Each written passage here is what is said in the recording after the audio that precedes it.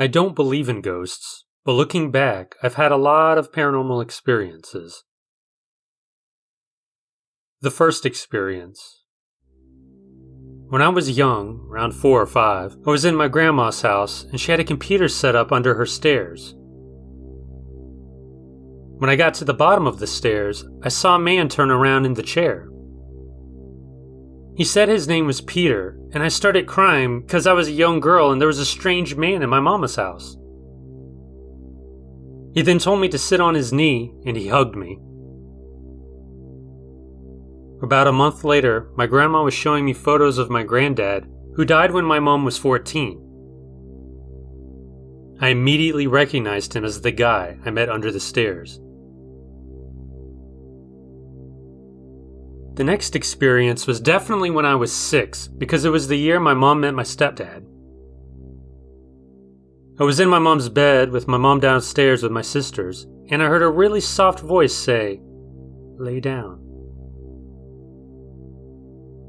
I opened my eyes and tensed up, and I stayed still because demons can't get through a blanket, right? A few seconds later it said, "That's it." I ran downstairs and cried to my mom. The next experience happened a few months after this and continued for maybe 3 months. I kept having dreams about a woman who lived in my wardrobe. I dreamed about her a lot, and she was always paying attention to my sister, who was on the bunk bed under me. My mom said it wasn't real, but the wardrobe would always be open in the morning. It had latches, so it shouldn't have opened on its own. It is possible, because it was pretty cheap, but it just doesn't feel right.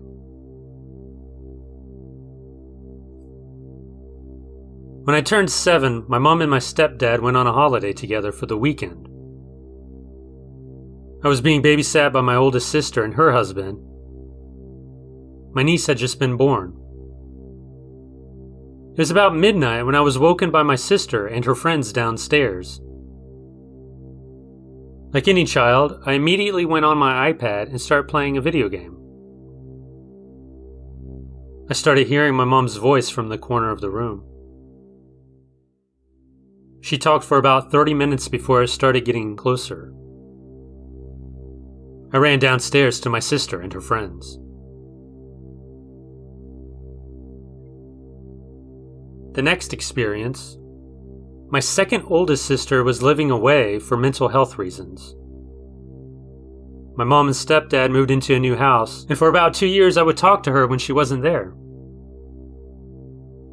3 months after I started doing this as a coping mechanism, I started hearing her talk back from under my bed. It stopped when I threw out one of my dolls. Another experience. I was a lot older, maybe 12. I was looking after my niece while my sister was asleep upstairs with her new son. I was watching TV with her and she started talking to the chimney. Of course I thought she made an imaginary friend. It's really cute. I asked who she was talking to. She said a name along the lines of Rupert or something, but I didn't hear right. I asked her again.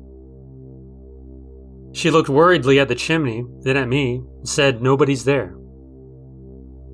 Of course I didn't believe this, so I asked her if she was sure. She told me, "He'll talk to you later." That just terrified me.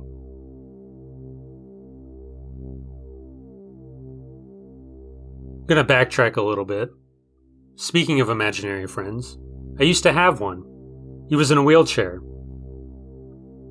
One time he got scared when I went out to the ice cream truck, and he screamed at me to stop.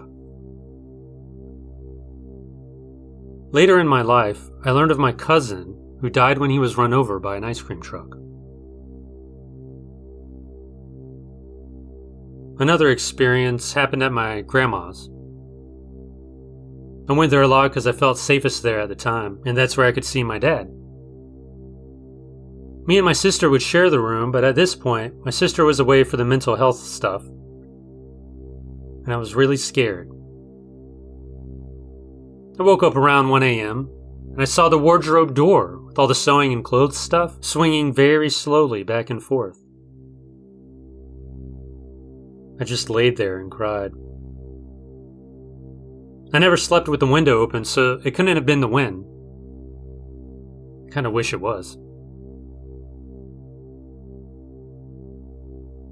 My last direct experience. I had just moved from England to Australia with my stepdad's job. I had a hard time sleeping, as this wasn't soon after my grandma died, so I was going through a lot at the time. I spent a lot of time watching TV at night.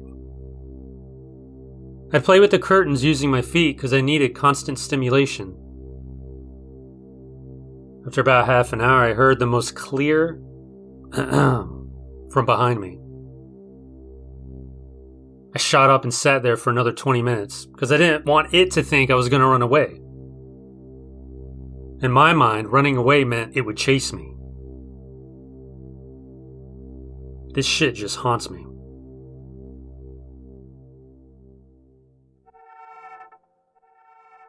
This incident happened at our old house. I believe that there are two contributing factors to our house back then being haunted. It was the only house on the left side of a hill that had a Catholic school for boys nearby, and a lone grave of the owner of the land on the lower part of the hill. The school has its own history of being haunted. It was built by the British in the olden days. It has also been said that the toilet area is haunted by a headless man who was probably murdered there. The sounds of a basketball bouncing in the middle of the night can also be heard. There's also been stories of the priest abusing the boys living in the hostel, making them scrub the dirty toilets and denying them food. My experience happened there when I was pretty young.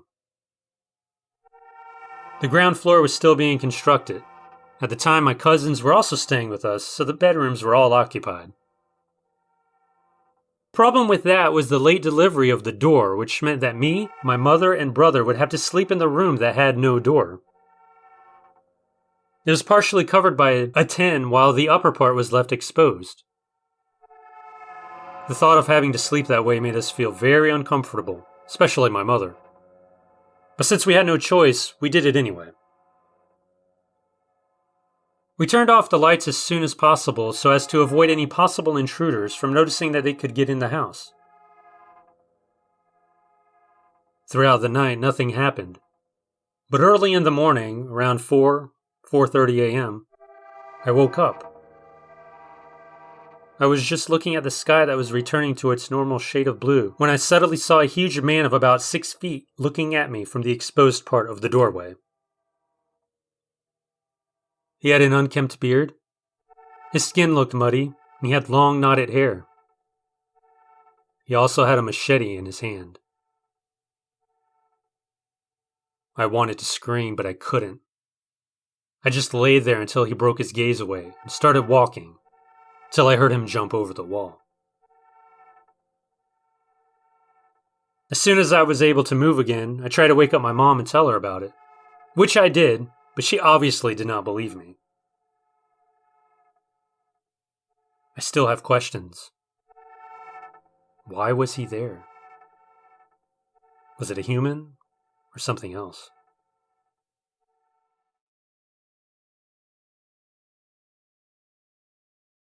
When my grandma left my abusive grandpa, she moved herself and 2 of her 3 daughters into a new house. My aunt met a guy and they started dating. He was what you would call a greaser. Hot rod driving, leather jacket wearing, greased back hair having dude. This would have been the early 1970s. Most nights, he'd park down the street and walk to her bedroom window, tap on it, and she'd let him in. Her bedroom was at the back of the house and the driveway was gravel. I went past my mom's bedroom. My mom told me every time he did it, she'd hear his boots crunching in the gravel as he walked by. They would do whatever they did, and he'd climb back out the window and leave. Somehow, my aunt eventually met who would become my uncle, and she broke things off with the guy. He didn't take it well. One night, he stopped by and tapped on the window. My aunt let him in, and they talked for over an hour. Then he left. The phone rang in the living room, and she went out to answer it. Her friend was on the other end, sobbing. She told my aunt that the guy had killed himself. He drove around in his hot rod with a buddy, drinking liquor, shooting mailboxes. Then they pulled into a convenience store parking lot, and he shot himself in the face, killing himself. My aunt said that was impossible. He just left her house. She then looked up and saw the guy standing outside staring at her through the living room window with blood all over his face. My aunt screamed, waking everyone in the house. The guy disappeared. My aunt told them that night what had gone on, and that was the only time she ever spoke about it. I've asked her a couple times to tell me, she wouldn't. Grandma and Mom eventually told me about it years later. From then on, my mom would hear his boots crunching in the gravel every night. My aunt would hear him tap on the window. It got so bad for my aunt that she begged my mom to switch rooms. They did, and my mom heard the tapping on the window. My grandma told me they'd always find his brand of cigarette butts in the ashtrays. Back in 2008, I happened to deliver pizza to that house. I asked the woman if anything strange went on there, and she froze. She said the back room window got tapped on all the time, as well as knocking on the side door. Even though the driveway was paved, she heard what sounded like boots on it all the time. One of my first memories from my childhood is a weird one, but I recall the events of one night in particular as if it were yesterday. I was fairly young, about 3 or 4 years old. I had an older brother who was 4 years older than me, and we lived with our parents. One night, I woke up with a horrible stomach ache. I climbed out of my crib. I remember vomiting a handful of times before I made it to the hallway. Once I reached the hallway, I could hear a voice that sounded like it was coming from my brother's room. It kept calling out, "Mama," over and over. I stepped into my brother's room and he was sound asleep. I stepped back into the hallway and felt that the origin of the voice was right where I was standing in the hallway. My attention was brought back to my stomach ache, so I turned back towards my parents' bedroom for my first ever rendition of a childhood classic. "Mom? Dad? I threw up." My mom takes the lead this time and takes me to the bathroom, which is directly across from my brother's room. I asked my mom, "Do you hear that voice?" "What voice?" "You're just tired. Let's get back to bed." And that was that. I heard it continuing throughout the night until I eventually dozed off back to sleep. The next morning I woke up to a plumber trying to fix a leak in the ceiling of our hallway between my brother's room and the bathroom, right where I heard the voice.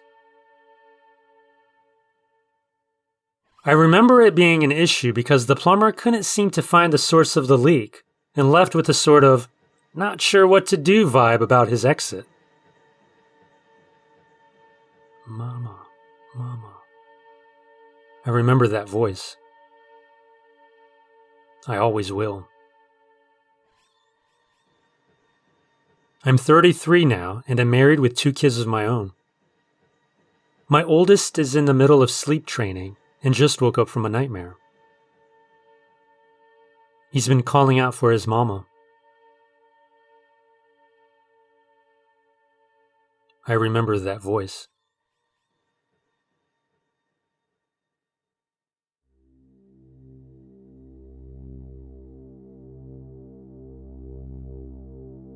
My wife used to work at the Great Wolf Lodge in Mason, Ohio. She worked 3rd shift at the front desk for 5 years, and things would happen there constantly. Many times I'd take her to work and hang out in the lobby until she got off, instead of making the long drive back home and then back to get her in the morning. Employees she worked with would share stories with me all the time about things that happened to them or to guests. One room in particular that seems to be the most haunted had reports from guests that something in the middle of the night would jump on their beds. One day, the bathtub overflowed and the water leaked down into the basement. When they checked the room, nobody had been in there and the room had not been rented. It seemed as if a lot of the things that happened there either happened in the lobby or on the 1st floor. Every night, they had to print a report and get it from the main office on the 1st floor. My wife went down the stairs, and while she walked, the elevator started following her from the lobby to the 1st floor. When she got down there, the doors to it opened, and nobody was on it, nor was there anybody waiting for it. Another night, she got the report and was waiting at the doors for the elevator. Behind her, she heard a man say, "You never asked my name." She spun around. Nobody was there. She walked down the halls and found nobody with her anywhere. One night, she got a call from the office, but no one was supposed to be in there, and it was locked at night. The night shift supervisor went down to check it out with security and found the door to be locked and nobody inside. That happened quite a bit. One time he came back upstairs from checking, and as soon as he reached the top of the stairs, a phone that sat at the host station at one of the restaurants there rang, so he picked it up. The extension it called from was the office. He heard nothing but dead air. Another night, my wife got a call from an extension she didn't recognize. When she answered it, she heard nothing but dead air. Not even her supervisor knew the extension. After hanging up, she decided to call the extension back, and the phone in front of her supervisor, who sat right next to her at the desk, rang. He picked it up, and they confirmed that it was her that called. Except it wasn't his extension at all. Upon further investigation, they found that extension did not exist anywhere in the hotel. One night I had to use the bathroom, so I walked down the hall off the lobby. As I got to it, I looked up and saw someone walking in ahead of me. All I saw was their leg from about the knee down. It appeared to be a white guy, red shorts, white socks, red shoes. I was only a few feet away, yet nobody had been in front of me at all in the hall. When I went into the bathroom, I didn't see him. I looked in each stall. I was alone. There was absolutely nowhere for him to go. Another night, sometime around Halloween, they had the lobby all decorated and there was a DJ booth. Right around 4:45 in the morning, it began playing a song really loud and scared the hell out of us all. The supervisor went to shut it off, and after he did, he informed us that it had been off when he came in. It'd been off the whole time I was there, too. This place is right next to Kings Island, which is also supposed to be haunted. Ghost hunters did a show from there once and found nothing. I'm not sure why they never bothered going to the lodge next door to hunt. They'd probably turn up all kinds of things, because stuff happens regularly there. Maybe the company doesn't want that kind of publicity. I guess I ruined that. Should you ever happen to go to do some hunting, things seem to happen mostly between 3 and 5 in the morning. Good luck.